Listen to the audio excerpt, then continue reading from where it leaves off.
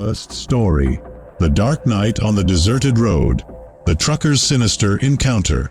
I was driving down the lonely road in Arizona. It was past midnight. My name is Sam, and as a trucker, I am used to these solitary journeys. But that night, something felt different. The darkness seemed thicker, and the road was deserted.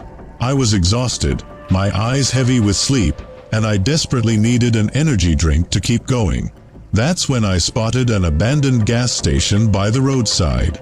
The old worn-out structure had a grim appearance, but I had no choice. I had to stop. I parked the truck and got out, feeling the cold night air. The lights were off, and the silence was disturbing. I pushed the rusty door of the store, which creaked loudly in the night silence. The interior was almost completely dark, only lit by a faint, flickering fluorescent light in the back. The shelves were empty and covered in dust, as if no one had been there for years. The smell of mold was intense, and I could hear the distant sound of something dripping, like a poorly closed faucet.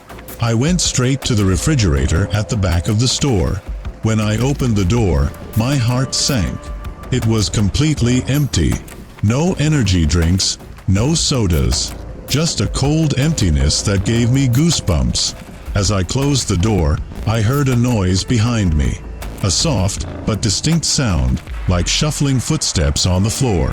I turned quickly, trying to find the source of the sound, but saw nothing.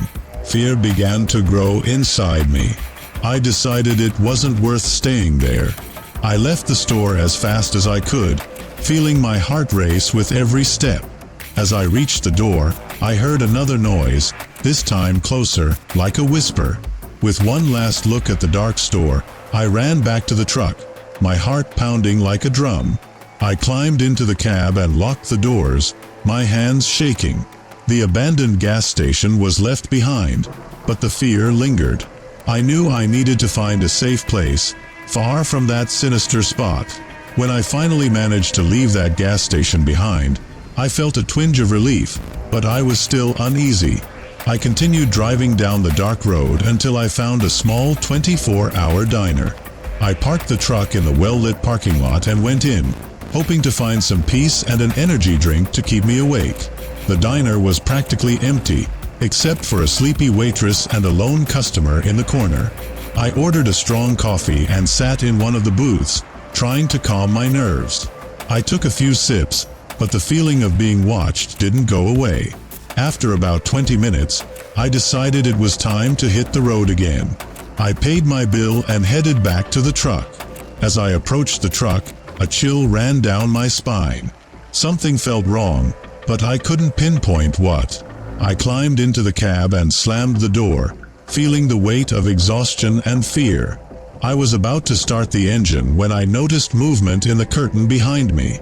My heart stopped for a second, and I turned slowly, trying to see what was happening. The curtain moved again, and I knew I wasn't alone. Panic took over me. My instinct told me to get out of there immediately.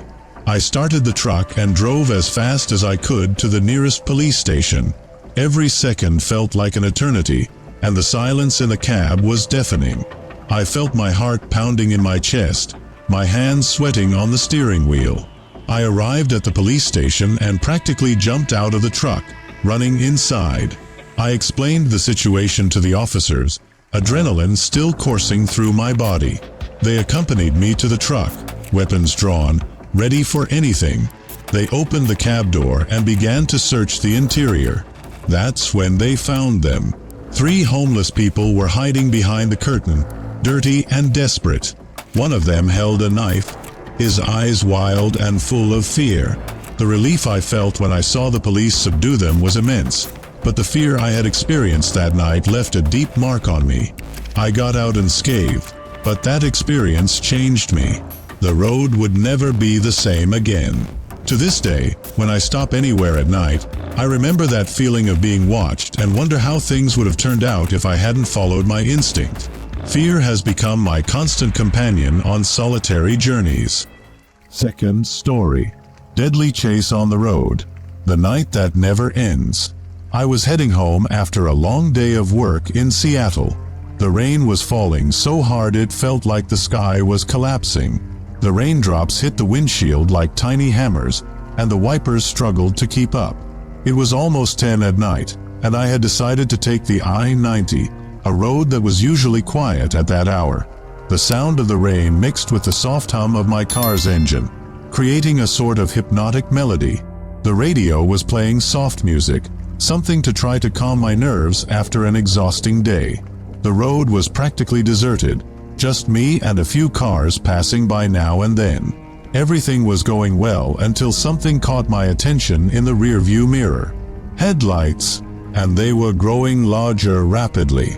A huge truck was approaching at an alarming speed. At first, I thought the driver was in a hurry, but then he started honking incessantly.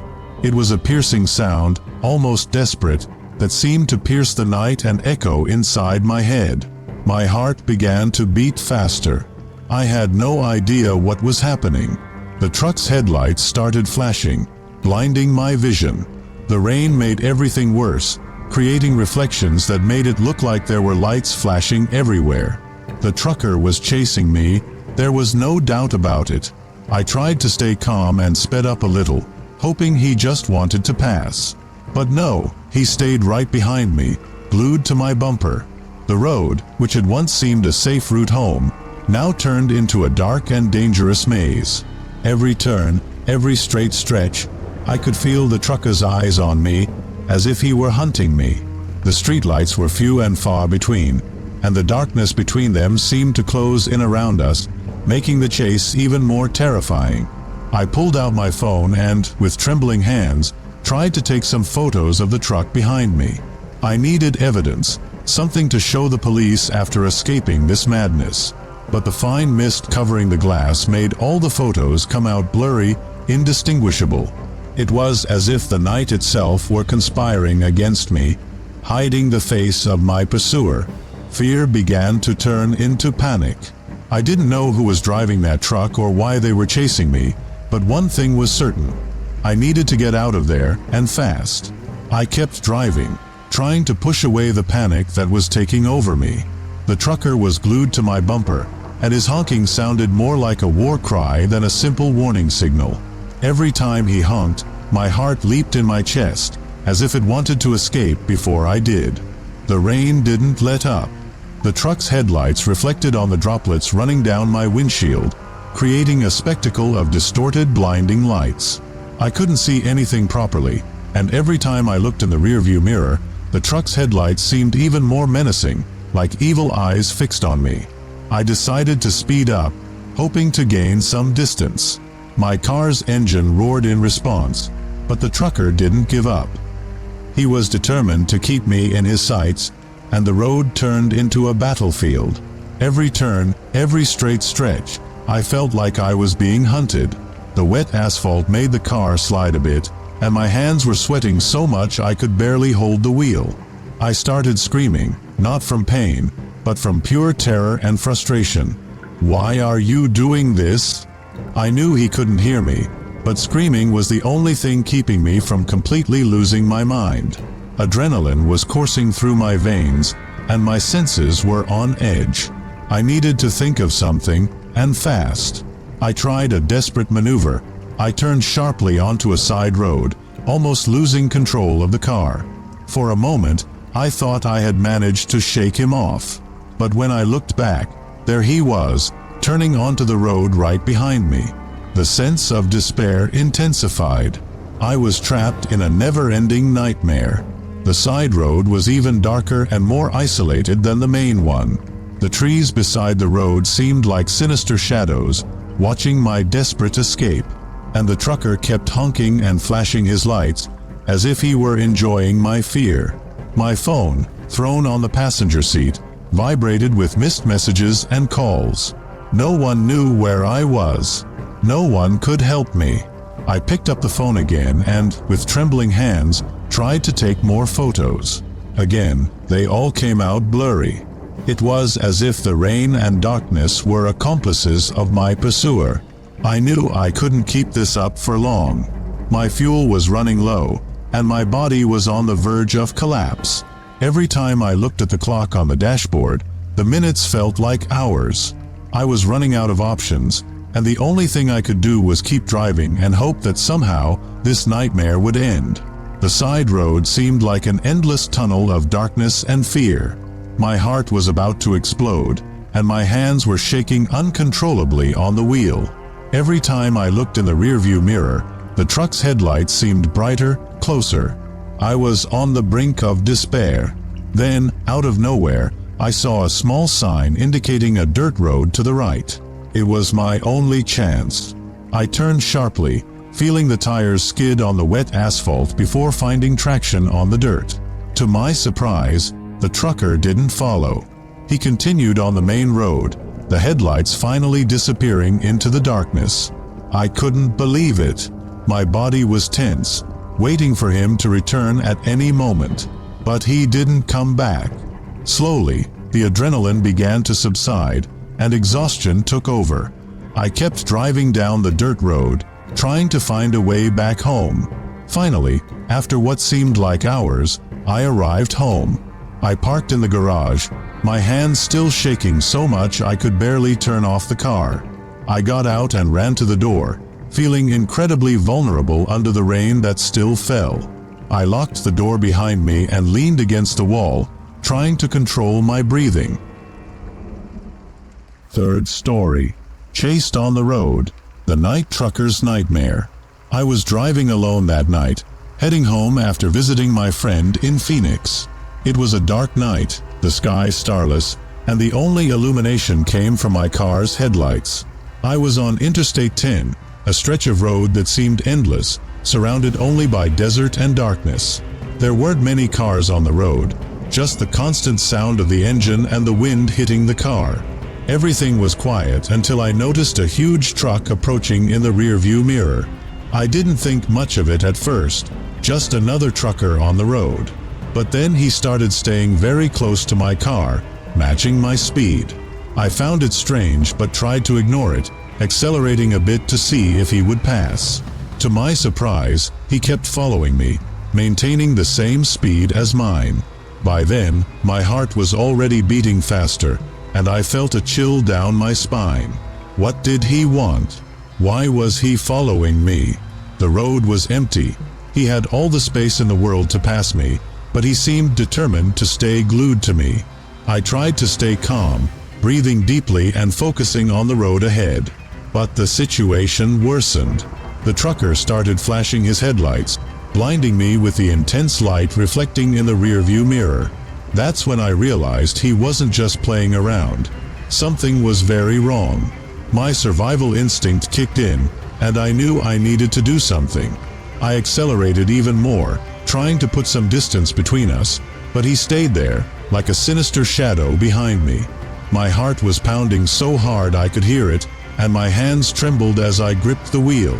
I grabbed my phone with one hand, trying to call 911 while keeping my eyes on the road and the rearview mirror. Finally, I managed to make the call. The calm voice of the operator on the other end gave me a bit of hope. 911, what is your emergency? I quickly explained the situation, trying not to panic.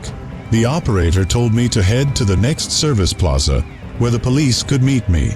The service plaza was a few minutes away, but each second felt like an eternity. As I drove towards the service plaza, the trucker kept following me, now even closer, as if he knew I was trying to escape.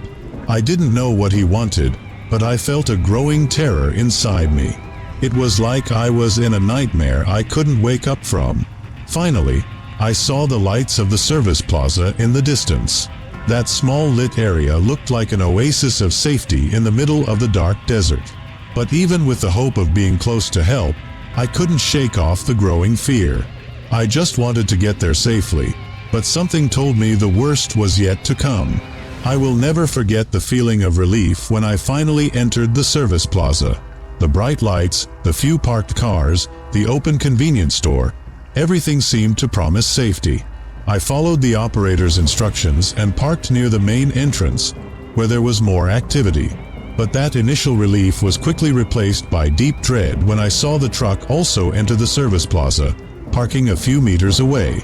He turned off the headlights, and for a moment, everything went silent. I could hear my own heartbeat, fast and erratic.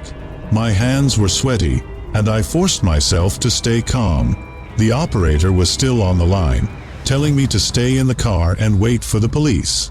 But I couldn't help but look at the truck, waiting for the next move. Suddenly, the truck's door opened, and a tall, burly figure emerged. The trucker. He walked slowly towards my car, his steps echoing on the empty asphalt of the night. Each step felt like a blow to my chest, increasing my anxiety. I ducked down in the seat, trying not to be seen, but keeping my eyes on him. He stopped a few meters from my car, just staring intently. What did he want? Why was he chasing me? Thousands of questions raced through my mind, but none of the answers calmed me. The 911 operator assured me that the police were on their way, but each second felt like an eternity. And there he was, just watching, as if waiting for the right moment to strike. Then he started getting closer, his eyes never leaving my car. My breathing was fast and shallow, panic taking over. Without warning, he banged on my car window, making me jump in fright. His expression was grim, and he gestured for me to roll down the window. Of course, I didn't. Instead, I locked all the doors and prepared for anything. He banged again, harder this time, and shouted something I couldn't understand. My mind was in a whirlwind, struggling to think clearly. The 911 operator told me to stay calm, that the police would arrive any moment, but the voice seemed distant, almost unreal. Then something changed. The trucker looked around, as if assessing the situation. Maybe he noticed that more people were starting to notice what was happening. He took a step back, still staring at me, before turning and going back to the truck. For a moment, I thought he was leaving, but he just sat there, inside the truck, with the engine running. I knew I wasn't safe there. The police might take time, and I didn't want to find out what that man was capable of if I stayed longer. Ignoring the operator's advice, I started the car and, with hands still trembling, began to drive away from the service plaza. The trucker, seeing my intention, quickly turned on his headlights, blinding me for a second. But I was determined to get out of there.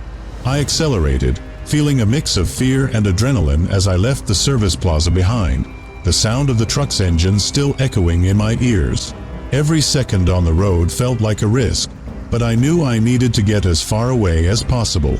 I just wanted to reach a safe place, far from that constant threat. And so, I kept driving, praying that the police would find that man before he found another victim. I was driving aimlessly, trying to process what had just happened. The trucker was still behind me, his lights shining in the rearview mirror.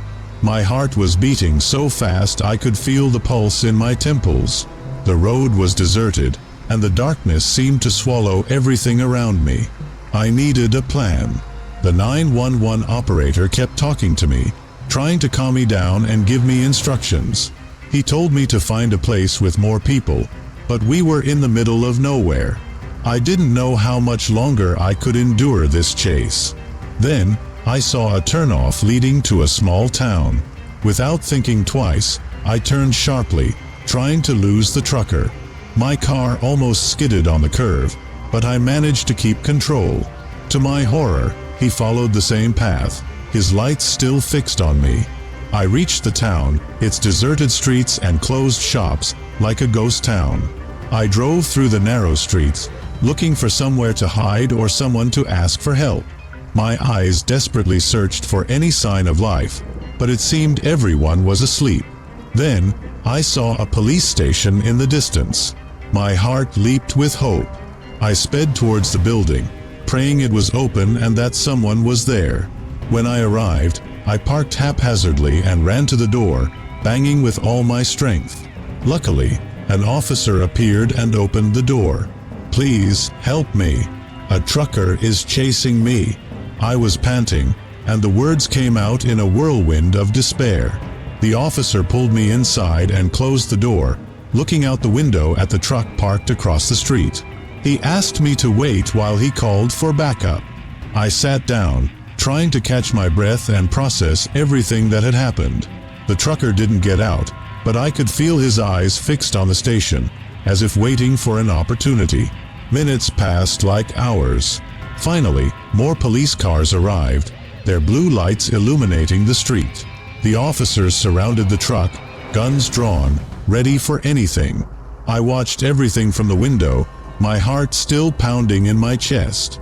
They ordered the trucker to get out of the vehicle. There was a moment of tension, and then he finally emerged, raising his hands. The police handcuffed him and put him in the patrol car. I felt a wave of relief, but the fear was still there, deep and rooted. After everything, an officer came to talk to me. He told me the trucker was wanted for several crimes and that I was very lucky to escape unharmed. They offered me an escort home, and I accepted, still trembling. As I drove behind the police car, I couldn't help but look in the rearview mirror, expecting to see those lights again. The terror of that night stayed with me, and even now, months later, I still feel a chill when I think about what could have happened. This experience changed my life. I became more cautious, more aware of my surroundings. But the fear never completely goes away. And every night, when I close my eyes, I see those lights shining in the mirror, and my heart beats a little faster. Fourth story. The Dark Road. The Encounter with the Man in Black. It was a dark and lonely night in Texas. I, Tom, an experienced trucker, was halfway through my trip transporting a load of agricultural equipment. The road ahead seemed endless, a black asphalt stretching for miles with no sign of life. The clock on the dashboard read 2 a.m., and all I wanted was to reach the next town to rest. The darkness of the road was oppressive, only my headlights cutting through the fog, revealing the path. Suddenly, something caught my attention up ahead. A lone figure was walking along the shoulder. As I got closer, I realized it was a man, dressed entirely in black. He wore a long coat and a black scarf around his neck. What unsettled me the most was his smile. A wide, disturbing smile that seemed to glow in the darkness. My heart raced, and my instincts told me not to stop, but something in me made me slow down. As I passed him, that smile followed me, his eyes fixed on mine. A chill ran down my spine. Who would be walking alone on a deserted road at this hour? I accelerated, leaving the figure behind. I glanced in the rearview mirror, and he was still there, standing, looking directly at me. The image of that man wouldn't leave my mind. I tried to convince myself he was just a drifter, maybe a lunatic, but the sense of danger was undeniable. I kept driving, but the sinister figure wouldn't leave me alone. The road seemed longer, and the darkness denser. With every mile, the fear intensified, and I began to question my sanity. Maybe it was exhaustion, maybe a hallucination, but the vividness of that encounter left me disturbed. I needed to reach the town soon. I needed lights, people, anything but that endless road. As the engine roared, I couldn't stop thinking about the man in black smile. The image seemed etched in my mind, and a feeling of dread settled in my chest. The road stretched on, but I knew that night was far from over. After driving for a few more hours, I decided I needed to stop and try to rest. I found a small pull-off on the side of the road, one of those abandoned places you only see in horror movies. There were no other cars, not a soul around. I had no choice. I was exhausted and needed a break. I parked the truck, turned off the engine, and settled into the seat to try and sleep. The silence was absolute, only the wind whispering through the surrounding trees. I closed my eyes and tried to forget the sinister figure I had seen on the road. But before I could calm down, I heard a faint knock on the truck window. My heart raced. There he was, the man in black. Closer this time, his face almost pressed against the glass of my window. His smile was even more disturbing up close, his white teeth contrasting with the darkness around him. He didn't say a word, just stood there, looking at me with those cold, empty eyes. I felt paralyzing fear. I tried to start the truck, but my hands were shaking so much I could barely hold the keys. Finally, I managed to start the engine and sped away from that place. The man in black remained standing, his smile fading into the darkness as I drove away. My heart pounded so hard it felt like it would burst from my chest. My mind was racing, trying to understand what was happening. It was like I was trapped in a nightmare I couldn't wake up from. The only thing I knew was that I couldn't stop anymore. I had to reach my destination, no matter what. I kept driving, fear keeping me awake. Every shadow on the road seemed to morph into the sinister figure. Every sound made me jump in fright. It was like he was following me, always lurking, waiting for the right moment to appear again. I knew I couldn't tell anyone about this. Who would believe me? It sounded insane, but the feeling of being watched, of being followed, was too real to be just my imagination. I was terrified, and the road ahead seemed endless. The rest of the trip was a blur of fear and anxiety. Every mile traveled felt like a small victory, but I knew the real test was yet to come. I needed to reach my destination and shake off this terrifying feeling. But something told me the figure in black wasn't done with me yet. Finally, after hours that felt like days, I began to see the city lights on the horizon. The relief was instantaneous. I was almost there, almost safe. My mind was still racing, but the sight of the lights gave me a bit of hope. I just needed to get there, and everything would be all right. As I approached the city, the streetlights started to illuminate the road, and the weight of the darkness finally began to lift. I reached my destination, a distribution company in the suburbs, and parked the truck in the well-lit lot. I turned off the engine and allowed myself to take a deep breath for the first time in hours. I got out of the truck, feeling the cold dawn air on my face. I looked around, expecting to see something, anything, but the sinister figure wasn't there. Maybe I was safe, after all. I went into the office to drop off the delivery papers and grab a cup of coffee. The night shift worker, Mike, greeted me with a tired smile. "Long night, huh?" he said, handing me a steaming mug. I just nodded, trying to hide my nerves. As I filled out the paperwork, I noticed something out of the corner of my eye at the office window. Outside, in the darkness, I saw movement. My heart froze. It was him, the man in black, standing at the edge of the light, watching me with that disturbing smile. I dropped the mug and turned to Mike, trying to stay calm. "Did you see that? Out there?" I asked, my voice trembling. Mike frowned and looked out the window. "See what? There's no one out there, Tom." I knew he was there. I could feel his eyes on me. The feeling of dread returned with full force. I finished the paperwork as quickly as I could and left the office. I ran back to the truck, my hands shaking as I unlocked the door. I decided I wouldn't stop until I got home. Driving through the city should be safe, with all the lights and people around. But as I drove through the quiet streets, I couldn't help but look in the mirrors. And then, there he was again, standing on a corner, his evil smile reflected in the mirrors. I sped up, trying to escape that terrifying vision. I got home still shaken, parking the truck in the garage and locking all the doors. I collapsed into bed, exhausted, but sleep wouldn't come. The image of the man in black was etched in my mind. Finally, I fell asleep, but it was a restless sleep, full of nightmares. I woke up several times during the night, sweating cold, with the feeling that he was there, in the room, watching me. When the sun finally rose, I felt temporary relief. The daylight seemed to push the fear away. But then, as I got up and looked out my bedroom window, I saw something that made my blood run cold. In the front yard, in the middle of the grass, was the black scarf. The same scarf the sinister man had worn. And in that moment, I knew he wasn't a hallucination. He was real, and he was still watching me.